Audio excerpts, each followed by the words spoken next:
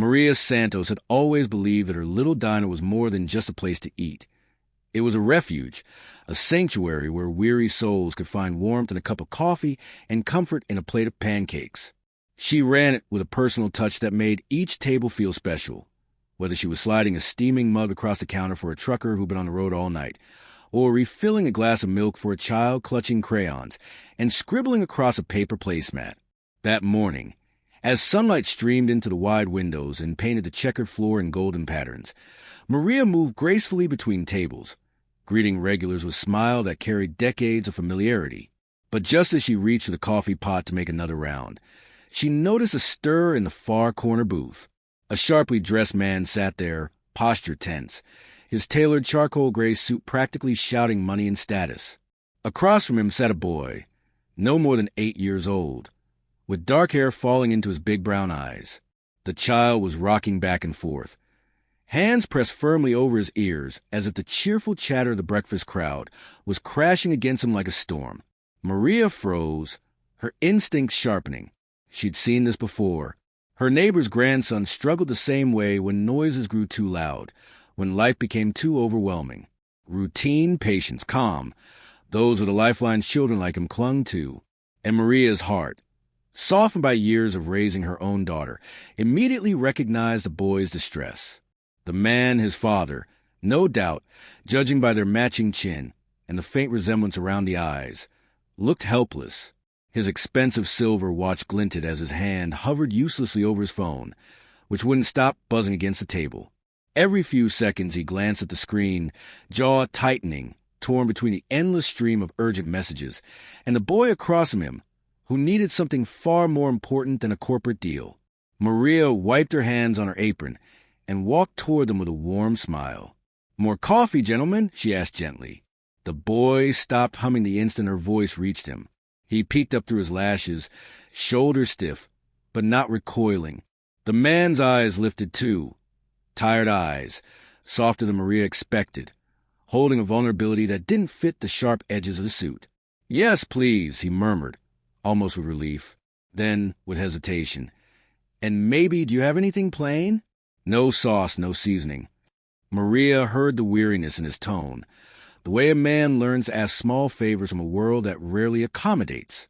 "Of course, sweetheart," Maria said, not to him but to the boy. She crouched slightly so her voice reached the child on his level. "How about golden pancakes? Plain as can be, and I'll bring a little cup of maple syrup on the side. You can use as much or as little as you like." Something magical happened then. The boy's shoulders loosened, the frantic movement of his hands slowed, and his humming softened.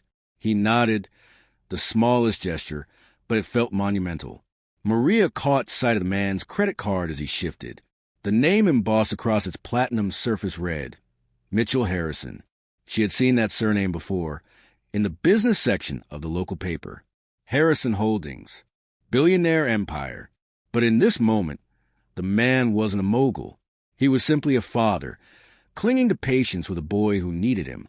"He doesn't usually," Mitchell began, then stopped himself, as if speaking too much might undo the fragile peace Maria had woven. But before that moment could settle, the phone buzzed again, louder this time, vibrating angrily against the wood of the booth. The boy flinched, hands flying back to his ears as he rocked harder. The name flashing across the screen read, Harrison Holdings. Urgent. Mitchell's face hardened, transforming back into the executive mask. "I have to take this," he said, standing abruptly. His voice betrayed conflict, eyes flickering between the phone and his son. "It's about the Patterson deal, and if I don't—" He didn't finish. His son's humming grew louder, a self-soothing melody that only deepened Maria's ache. She watched Mitchell step outside, pacing furiously as he gestured into his phone, his other hand running through his sleek hair in frustration. Inside, the boy's fragile calm was unraveling. The diner grew busier, noisier. From the next table, a group of construction workers started muttering. "What's wrong with that kid?" One of them said loudly, his words slicing through the air. "Can't he sit still like a normal person?" Maria's protective instincts surged. The boy's sugar packet scattered from his trembling hands, tears welling in his eyes. Maria had spent 20 years shielding her customers from cruelty.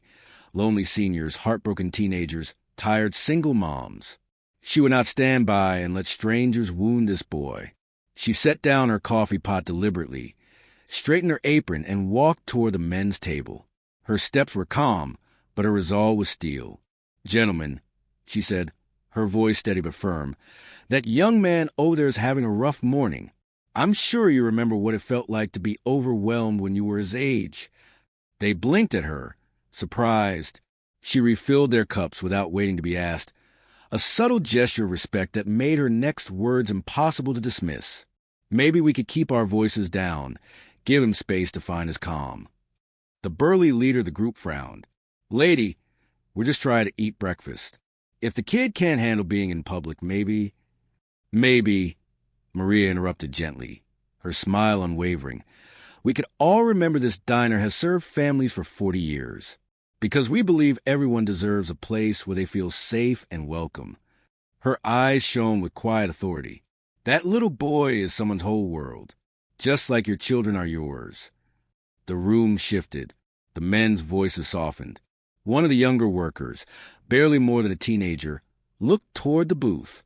"My little brother's like that," he admitted. Crowds overwhelm him, too. His tone carried guilt. "Sorry, ma'am." Behind Maria, the boy's rocking slowed. His breathing steadied. Then a small, trembling voice reached her.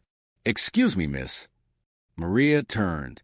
He was looking directly at her now, brown eyes shimmering but lit with a flicker of curiosity. In his hands lay a careful arrangement of sugar packets, formed into the shape of a star. "This is beautiful, honey," Maria said, crouching down to his eye level. "Did you make this for me?" He nodded solemnly. "It's like the one in my room. Daddy says stars help us find our way home when we're lost." Tears pricked Maria's eyes. "Your daddy is very wise. And you, sweetheart, you're very talented. What's your name?" "Danny," he whispered, then with pride. "Daniel Mitchell Harrison III. But I like Danny better. It's not so long." The name Harrison hit Maria like a spark. Harrison Holdings. Billionaire. Empire. And here was the empire's heir, an 8-year-old boy clutching sugar packet stars. Maria's realization barely had time to settle before the diner door swung open. A woman in a sharp navy suit strode inside, clutching an iPad against her chest like a shield. Her heels clicked briskly on the linoleum, her expression taut with urgency. "Mr. Harrison," she called, spotting Mitchell through the window, still pacing furiously on his call. "The board meeting's been moved up to 10. We have to leave now if we're going to make it across town." Danny's composure cracked instantly. His trembling hands scattered the sugar packets, and his eyes widened in panic. "No," he said, his voice tight, trembling. "Daddy promised. He promised we'd have breakfast. He said all morning." Maria's chest squeezed. She saw the promise shattering in his eyes before the words even formed. Mitchell rushed back in, ending his call mid-sentence. "Danny, buddy, I know I said we had the morning, but sometimes..." "You always say that," Danny whispered, his voice so small it silenced the diner. For words, spoken with the weight of every broken promise he'd endured. Everyone always has something more important. Maria's heart ached. Mitchell's anguish was written across his face as he knelt beside his son, his expensive suit creasing against the vinyl booth. He tried to explain, but explanations don't soothe an 8-year-old who just wants his father's attention. The assistant tapped her foot impatiently, her irritation radiating through every gesture. "Mr. Harrison, the Patterson acquisition has been 18 months in the making. This meeting, Danny interrupted, his voice shaking with both fear and defiance, "is more important than me." Silence fell. Every patron in the diner seemed to hold their breath. Maria stepped closer, her hand resting lightly on the back of Danny's chair.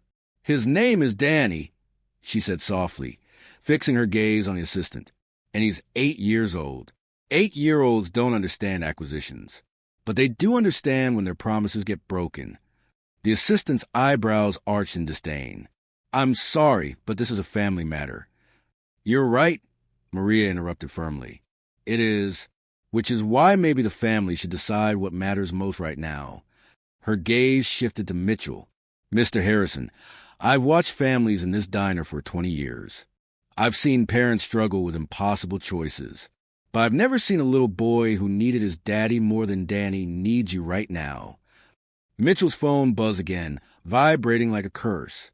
For a long moment he stared at it, the weight of empires in one hand and the fragile hope of a child in the other. Then, slowly, deliberately, he pressed decline. The sharp click echoed like a declaration. "The board is expecting me," he said, but his tone lacked conviction. Maria's voice softened, almost a whisper. "Will Danny remember the Paterson deal in 20 years? Or will he remember the morning his father chose him instead of the world?" Danny froze, eyes fixed on his father, holding on to that tiny thread of hope children never lose, even after disappointments pile high. The assistant's voice turned cold. "With all due respect, this is bigger than one breakfast. It affects thousands of employees." "And yet," Mitchell said suddenly, voice stronger now, "none of it matters more than being a father." His gaze locked on Danny. For the first time that morning, he was truly present. With a decisive motion, he powered his phone off completely. "Call the board," he said to the stunned assistant. "Tell them I'll review the Paterson materials tonight, and we'll meet tomorrow morning. If they can't wait 24 hours after 18 months, then maybe they're not the right partners." Patricia, the assistant, stared in disbelief.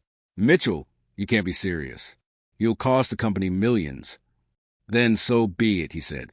"If being a good CEO means failing my son, then maybe I'm leading the wrong company." Danny's face lit up like the sunrise, wonder and relief flooding his features. "You mean it, Daddy?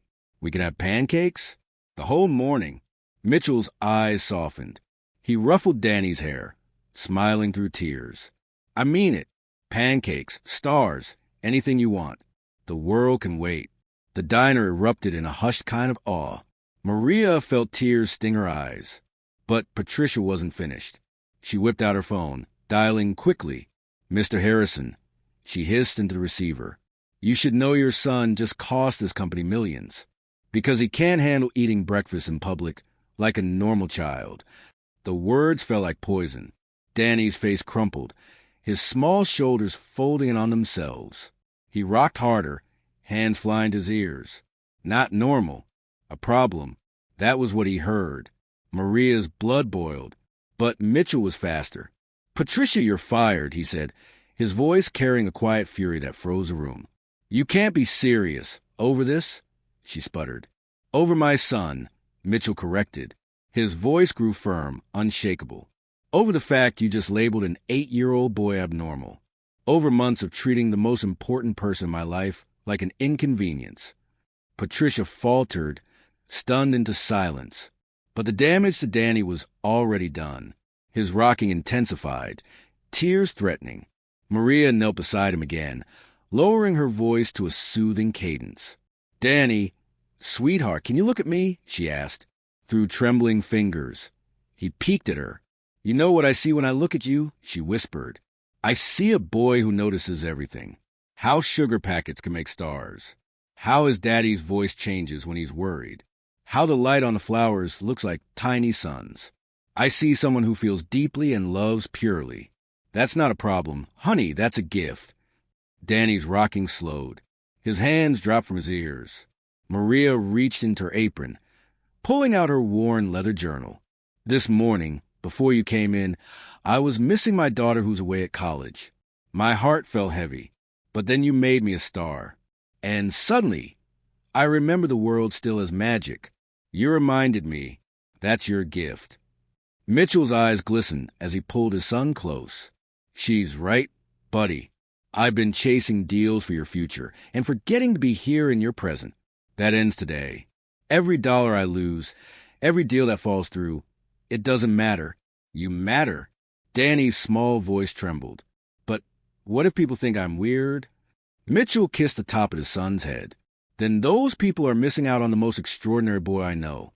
Different doesn't mean less, Danny. Different is what makes the world shine." Maria rose, her heart overflowing. She turned to Patricia, who still stood frozen. clutching her iPad like a lifeline. "Ma'am, I need you to leave.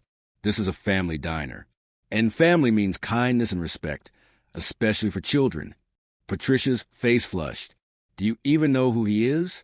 He could buy this diner tomorrow." "Maybe he could," Maria said calmly. "But he can't buy back the damage your words did to that child. And he can't buy the love holding this family together. That's priceless." Applause broke out across the diner. First a murmur, then a steady rhythm. The same construction workers who had muttered earlier stood tall, the younger one speaking up. "Ma'am, my little brother's like Danny. I'd want someone like Mrs. Santos looking out for him." Patricia paled, realizing she'd lost far more than her job. She left without another word. Maria returned with a plate of plain golden pancakes, syrup on the side. Danny's face brightened again as his father promised him, not with words, but with presents, that the morning belonged to him.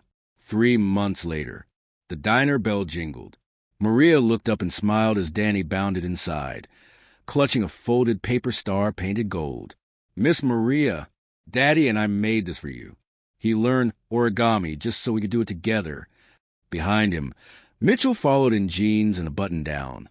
The tension once etched in his face replaced with ease.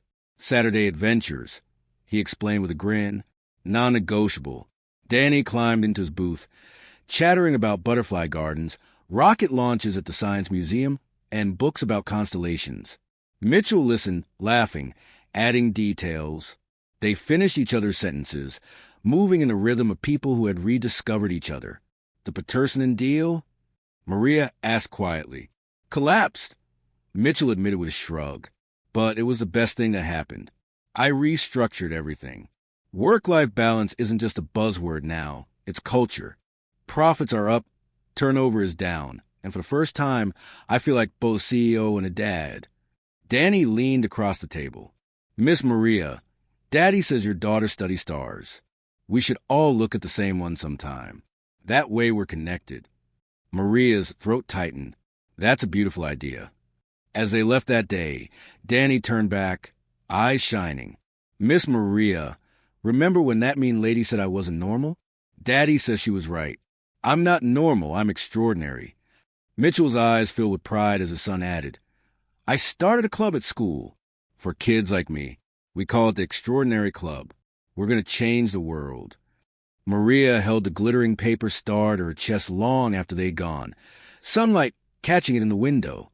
And she thought, sometimes the bravest thing we can do is choose kindness in the moment it matters most. Because extraordinary children deserve extraordinary champions.